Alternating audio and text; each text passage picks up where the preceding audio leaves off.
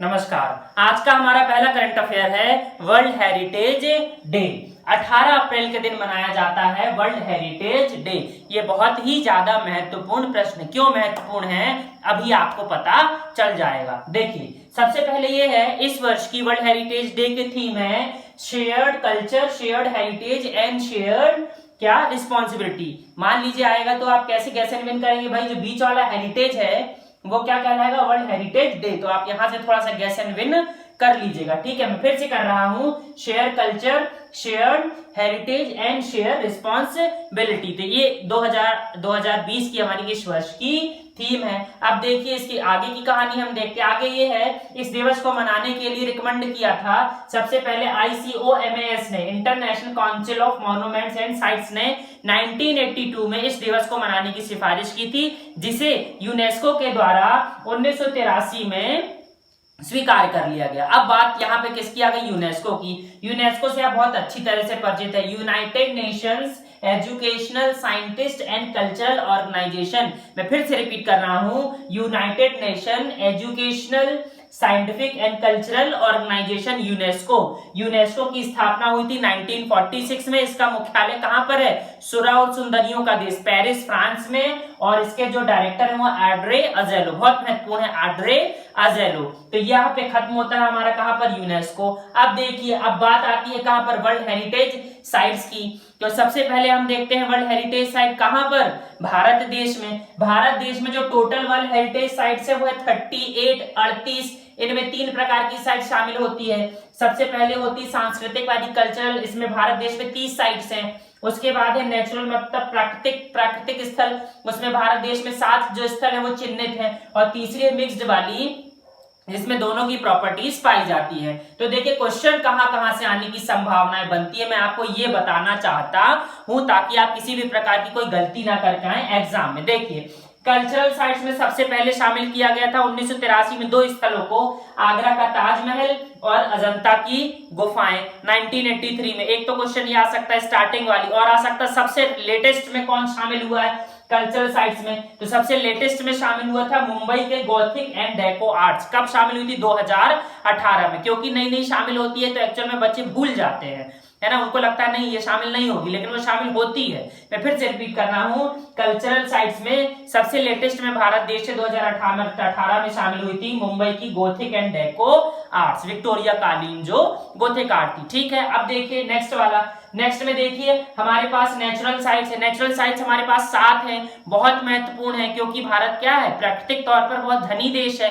तो इस धनी देश से सिर्फ 7 चिन्हों को छांटना बहुत कठिन काम होता है, इसीलिए आप देखेंगे इनसे क्वेश्चंस बनने की ज्यादा संभावनाएं बनती है। तो हम सातों की सातों देख लेते हैं। हम 30 तो नहीं देख पाएंगे, कभी फिर देखते हैं समय मिलने पर, लेकिन अभी हम 7 अभी देख लेते हैं। इसमें जो सबसे महत्वपूर्ण है, जो सबसे स्टार्टिंग में थी, वो थी बना था कांजीरंगा नेशनल पार्क, जो कहां पर है, उड़ीसा में स्थित है। एक सींग वाले गेंडे के लिए बहुत ज्यादा फेमस है। उसके बाद केवलादेव नेशनल पार्क, केवलादेव कहां पर पड़ता है, राजस्थान में पड़ता है ना। और उसके बाद मानस वाइल्ड लाइफ सेंचुरी, ये भी कहां पर पड़ती है, आसाम में पड़ती है। तो ये 3 स्थलों को सबसे पहले 1985 में भारत देश नेचुरल साइट्स का दर्जा दिया गया था। इसके अलावा नंदा देवी वाइल्ड लाइफ जो सेंचुरी है उसको 1988 में, और वैली ऑफ फ्लावर्स को, है ना, जो फूलों की प्रसिद्ध घाटी है, तो उसे 2005 में इसमें स्थान दिया गया। नेक्स्ट जो है सुंदरबन नेशनल पार्क, बहुत ज्यादा फेमस है सुंदरी वनों के लिए, खासतौर से सुंदरबन का डेल्टा जो हमारे यहाँ पर कहाँ है, पश्चिम बंगाल और बांग्लादेश के रीजन को मिलाकर बनता है।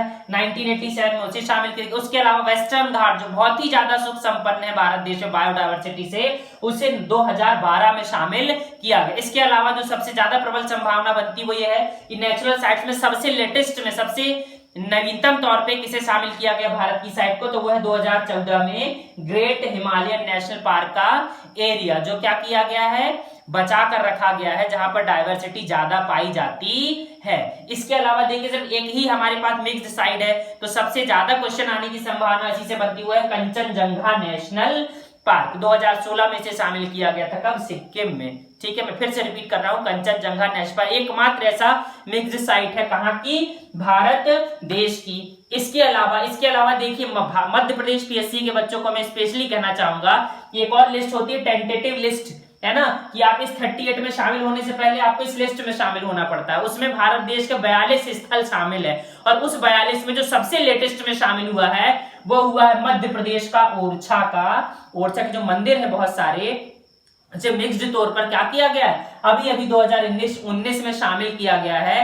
तो ये मध्य प्रदेश के बच्चों के लिए बहुत बहुत महत्वपूर्ण है, आप इसे रट लीजिए, ठीक है। मैं फिर से कह रहा हूं, वर्ल्ड हेरिटेज साइट की यूनेस्को की टेंटेटिव लिस्ट में, जिसमें 42 क्षेत्र शामिल है भारत देश के, उसमें सबसे लेटेस्ट में ओरछा के मंदिरों को शामिल किया गया। उसके पहले किसको शामिल किया गया, ये भी क्वेश्चन आ सकता है। तो गारो हिल्स कंजर्वेशन एरिया, गारो खासी जयंतिया की जो पहाड़ियां हैं मेघालय में आती हैं, उसको शामिल किया गया था 2018 में। देखिए थोड़ा सा और देख लेते हैं हम। अभी जो हाल फिलहाल में पूरे विश्व में जो साइट्स हैं वर्ल्ड हेरिटेज साइट, उनकी संख्या है 1121 साइट्स, 1121 साइट्स हैं। इसमें कल्चरल वाली 869, नेचुरल वाली 213 और मिक्स्ड वाली 39। देखिए 39 में से भी एक क्या है, भारत देश में। अब इससे और क्या बन सकती है, ये नंबर आपसे नहीं पूछा जाएगा, नंबर आपसे पूछा जा सकता है नीचे वाला, विश्व में सबसे ज्यादा हेरिटेज साइट्स किस देश में पड़ती हैं। तो कहां पर पड़ती हैं, जहां पर कोरोना का प्रभाव सबसे ज्यादा देखने को मिला। इट मींस चाइना में और इटली में 55 साइट्स है। उसके बाद देखिए स्पेन में 48, जर्मनी में 46, फ्रांस में 45, इंडिया में 38 और उसके नीचे मैक्सिको में 35। तो इस तरह से आप देखते हैं ये हमारा 18 अप्रैल वर्ल्ड हेरिटेज साइट का जो करंट अफेयर ये कंप्लीट होता है। बहुत बहुत महत्वपूर्ण है, यहाँ से बहुत सारे प्रश्न आने की संभावनाएं बनती है। एक तो डेट ही पूछ ली जाती है कि कौन से दिन मनाया जाता है 18 अप्रैल को। उसके बाद इस साल की थीम पूछी जा सकती है शेड हेरिटेज वाली।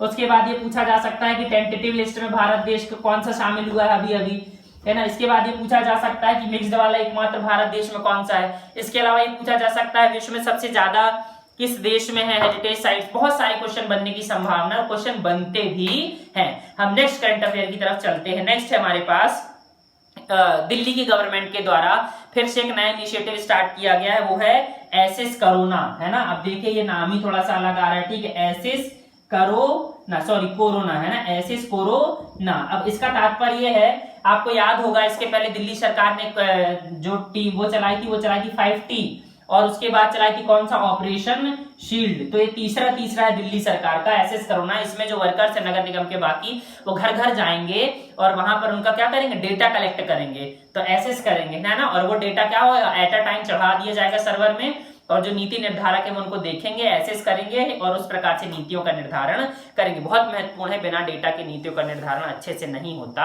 है। हम नेक्स्ट करंट अफेयर की तरफ चलते हैं। Indian postal department. Indian postal department ने कहा है कि उसके सारे के सारे कर्मचारी, डाक कर्मचारी जो ग्राउंड लेवल पर काम करते हैं, जो पोस्टल भी देते हैं, वो भी, मतलब सभी कर्मचारी अगर कोरोना वायरस से संक्रमित होते हैं तो 10 लाख रुपए का मुआवजा दिया जाएगा। बहुत महत्वपूर्ण है। पोस्टल डिपार्टमेंट भारत देश का बहुत महत्वपूर्ण एक अंग है। ये किस मिनिस्ट्री के तहत कार्य करता है, मिनिस्ट्री ऑफ कम्युनिकेशन के तहत पे कार्य करता है। ग्राउंड लेवल पर अगर बात पहुंचाई जाए गांव में और हर जगह पर, तो अभी भी पोस्टल डिपार्टमेंट मास्क, सैनिटाइजर, जरूरी सामान, सब कुछ इतना रिस्क लेकर भी क्या करें, घर घर तक पहुंचा रहे हैं, है ना।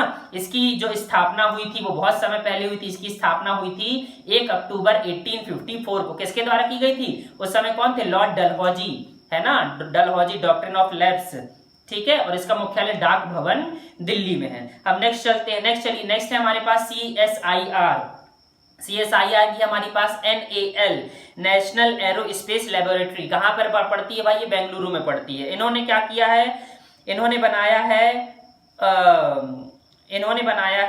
MAF क्लोथिंग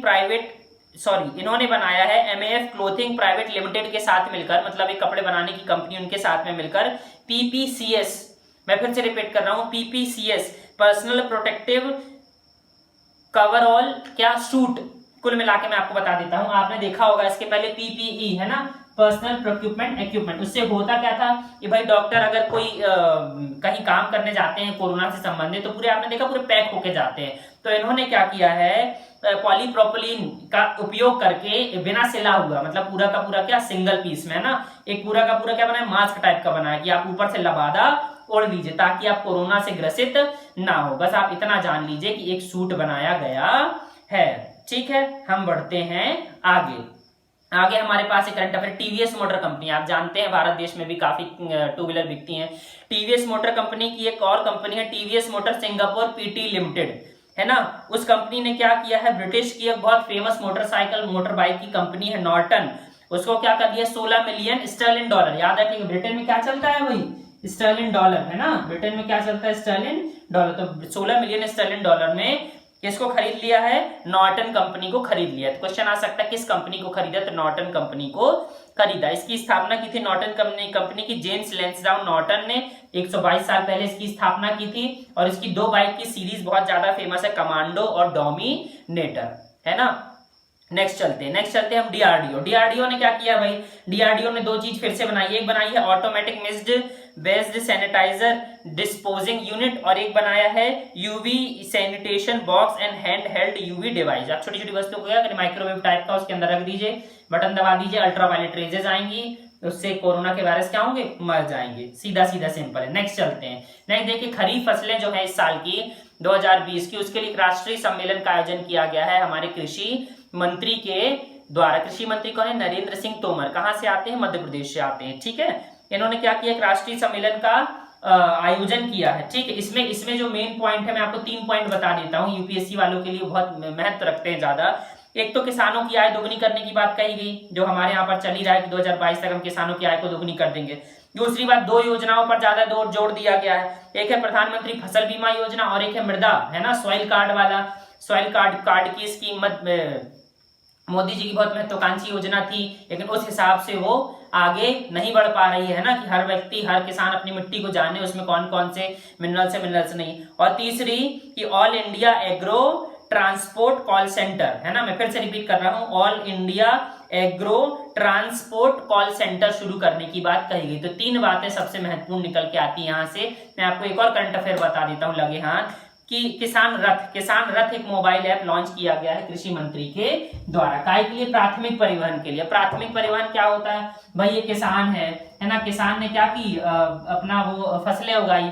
अब जब किसान के खेत से सीधे सीधे कोई चीज, मान लीजिए माल गोदाम है, माल गोदाम तक पहुंचाई जाती, तो इसे कहते हैं प्राथमिक परिवहन, प्राइमरी ट्रांसपोर्टेशन। तो ये प्राइमरी ट्रांसपोर्टेशन को बढ़ावा देने के लिए किसान रथ मोबाइल ऐप को लॉन्च किया गया, ताकि किसान क्या करे, अपना माल उनका खराब ना हो, कोल्ड स्टोरेज की भी सुविधा रहेगी, और सीधी सीधी चीजें कहां पहुंचा दे, माल गोदाम तक पहुंचा दे, है ना। ये बहुत क्या था हमारे लिए, महत्वपूर्ण था। नेक्स्ट चलते हैं। नेक्स्ट देखिए, मध्य प्रदेश, क्वेश्चन ये आ सकता है कि कोरोना की वजह से ऐसा कौन सा राज्य है जिसने अपने जिलों को 3 श्रेणियों में बांटा है। तो मध्य प्रदेश ने 3 श्रेणियों में बांटा है, रेड जोन, ग्रीन जोन और ऑरेंज जोन। जहां पर 10 से ज्यादा मरीज हैं वो रेड जोन में है, जहां पर 1 से 10 से बीच में वो ऑरेंज में है, और जहां पर एक भी मरीज नहीं जिस जिले में, उसे ग्रीन जोन में रखा गया है। मध्य प्रदेश के नए मुख्यमंत्री बने हैं शिवराज सिंह चौहान, जिन्हें मामा के नाम से भी पुकारा जाता है, और यहाँ के राज्यपाल है लालजी टंडन, ठीक है। नेक्स्ट देखिए, सांपों की एक 5वीं प्रजाति खोज ली गई है ना। इसे क्या कहा गया है, त्रिमेरे सुरूस सालाजार, ठीक है। महत्वपूर्ण इसलिए है ये क्योंकि इसका ग्रीन कलर का सांप रहता है, इसका उपयोग किया गया था, अगर आपको याद हो, हैरी पॉटर सीरीज देखी थी आपने, इसीलिए क्वेश्चन बन सकता है। अरुणाचल प्रदेश में ये प्रजाति देखी गई है, कौन सी, मैं फिर से रिपीट कर रहा हूं, सिमेरे सुरुंग साला जार। ये कौन से, पक्के नेशनल पार्क, पक्के केसांग जो जिला आता है अरुणाचल प्रदेश का, वहां पर स्थित है ना। एक आज निधन हो गया है, हम लास्ट में ये देख लेते हैं। निधन हुआ है सहारे ओराम का, ये उड़ीसा के थे, वयोवृद्ध एक आदिवासी नेता थे, इनका निधन हो गया है। कल आपने देखा था विली डेविस फुटबॉलर थे यूएसए के, है ना, इनका भी निधन हो गया था। अतः आपको वीडियोस पसंद आते हैं तो प्लीज लाइक करें, शेयर करें, सब्सक्राइब करें, और बेल आइकन पर जरूर क्लिक करें। धन्यवाद।